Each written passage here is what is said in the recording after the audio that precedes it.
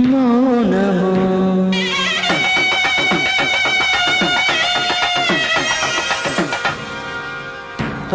ప్రణయగానము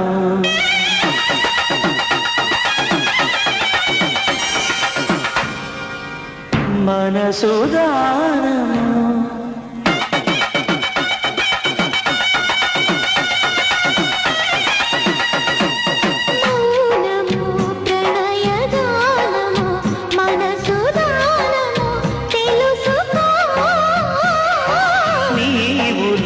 కలసి నేనుగా అలసి తోడుగా పిలిచి వలచాలే